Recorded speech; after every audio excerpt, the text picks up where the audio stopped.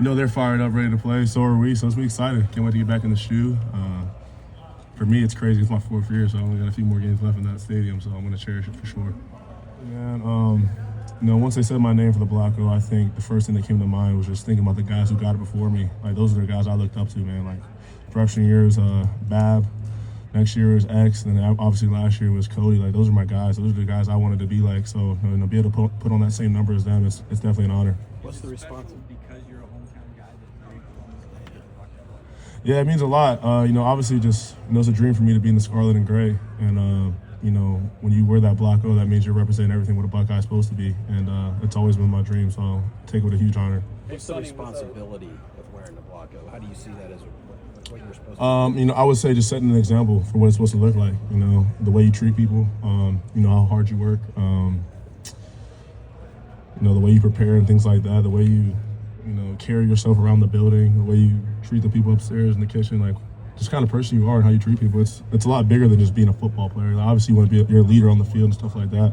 But for me, I think it's just the way you carry yourself on a consistent basis. Does it change you at all? No, I don't think it changed me, and I don't think any of the guys who worn it made them change. I think they were given that number because that's who they are. You just keep being who you are. Sonny, like you said, he's a great athlete, so you got to be ready for him to run and stuff like that. He's a great playmaker. He can extend plays and make plays downfield. So you got to try and keep him in the pocket and just know what you're getting into. How far back do you have to go to watch as much Arch Manning film as you need? You can go back to, I think his first game was against a non-conference team, I think, and then he had a Mississippi State game, and he had a few other games where he got subbed in. Is there enough Texas film? Is there enough film of him at Texas for you guys? Yeah, you got what there is on film, so you kind of just work with that, and then you kind of just try and have an idea what you're preparing for him. We know what he's capable of. It was honored that all the players voted me to be captain. It was a dream of mine to be a captain, a goal of mine when I was a little kid, play here and be captain all that. What kind of responsibility do you feel being in that role?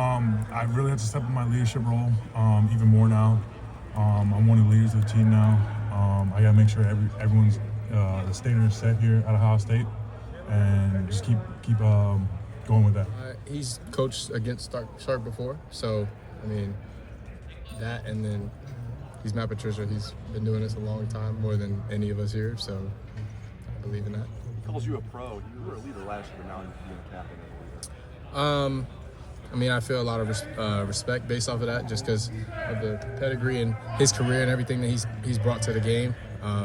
I've learned a lot from him, so I appreciate him seeing my knowledge of the game too, and saying that piece about it. For me, I'm just trying to be the same player. Can't try to put more on myself to do anything more. Just do what I can. Try to settle the guys before the game. Go out and play the game that we're supposed to play. Go out and play the game that we play every day. So how much are you looking forward to hitting somebody else other than your teammates? I feel like every team's looking forward to that. That'll be fun, and it'll bring a little bit of extra juice. But you got to practice with the same intensity you're gonna play with. You don't think Quinn was a mobile court? I'm just playing. You had a game plan for it last year too, just because he played a lot of ball last year too. I think it's a good challenge, and I'm excited to play against him. What you need to see is just like different motions, different tells. Obviously, you're not gonna give away a lot of stuff, but just what are your eyes going to see? What are you looking at? I feel like the first game is always like that. You never really truly know what the other team's gonna come out at. For me, it's really just focus on my keys every snap. Can't really think about too much because you don't really know what the other team has been doing for the past however long they've been planning this. Just focusing on your keys and doing your job, and if everybody does their job every play, it'll be fine. Seeing from Julian after him being named the starter and him step up in that role. Playing really confident. I'm excited to see him play. I saw him when he was a 170-pound kid and walked into Alabama. I've seen him grow the past couple of years, and I'm excited to see him step into this role. He knows I got a lot of love for him, and I've been trying to push him to do the best he can every day. Caleb, you're known for watching film. Is there enough Arch Manning film from Texas for you? He played a couple games last year, and those games are good games to watch. And he also played other games and big moments and big roles. So there's a lot of film on him, but it's 7 months ago. He could be a completely new player now. You don't really What know. do you think is going through, say, Texas defense's mind trying to prepare for Julian when there's not nearly as much film? What would be going through your mind? I mean, they're probably just thinking, "Where's Jeremiah?" So, But the film you saw on Arch. oh, that's my brother. I don't think anybody else would have deserved it more than him. He's put so much into this program, and I mean, even when they brought up the award before they announced it, I was like, "Sonny, it's coming." I was like, "It's you for sure," and that's a tremendous honor, and I'm proud of him. Jermaine Matthews, and we feed off each other, going back and forth. And the whole 23 class, we came here together. We knew what we wanted to do, but I think we start the energy and everybody feeds off of it, and yeah, that's that. For the most part, that you guys, and it doesn't happen everywhere, the class is stuck together. It Yeah. lost a lot over 3 years. What's led to you guys wanting to stick it out to get to this point? I think we've seen the bigger picture, and I mean, just talking for myself, I've seen the bigger picture. There's times that I could have transferred, could have did different things, but I stuck through it. I've seen the bigger picture at the end of the day. What gives you confidence that Julian's Plays he making in practice. I mean, he hasn't started a game yet, but the plays he making practice, the consistency he has been showing. He's become a much more vocal leader in the huddle, and I've been seeing everything great from him.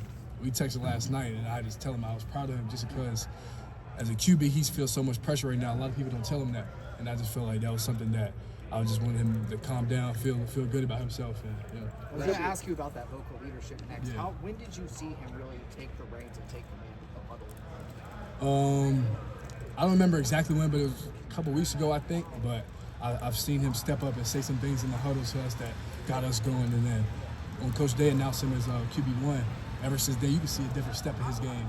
Honestly, you just see him much more comfortable out there, making plays left and right, and then doing what he do. Yeah, I wasn't very vocal when I was younger. I definitely grew into it, but I would say at American Heritage, I grew into that a lot more. My junior and senior year, when I played quarterback, actually, that helped me because they all looked to me like, we need you. So I felt like ever since then, I became a vocal leader. Is there anyone you remember being a leader, like for you, kind of taught you how to be one? Coach Pat Surtain. I ever since him, my wide receiver coach, Coach CB, all them guys down there, and just guys I look to. Zay Flowers, I played with him when I was in 8th grade. Kenny McIntosh as well. Just watching them guys, and in South Florida, we got all the best guys. So you listen, you hear a lot of things, and then you could just take from their game, take little nuggets that they give, and apply it to your game and my vocal leadership. Yeah, I would say playing quarterback has helped me a lot just because I know the timing of the quarterbacks in his head. Like, you try to get through every progression, but you're most likely not going to get there. So we rushing against the D-line, honestly. And at first I didn't know that. But then as I played quarterback, I'm like, I want my receivers here at this time, like on time. Everything has timing to it. And I've taken little things from playing quarterback and just helped it all to my receiving game overall. I mean, I know what they can do. I know what Coach P brings to the table. And I just feel like they going to do them. They going to do what we've been seeing in practice day in and day out. And I'm excited to watch them. Does this game feel different for you, just knowing you're a starter, you're a captain, it's your time? Yeah, definitely. I wouldn't say just for me, but the whole team. Like we've been waiting for this moment ever since we won a natty last year. Like, all right, we know what we got coming in here. They coming up here, and we got to defend the shoe. All right, Brandon, thank you.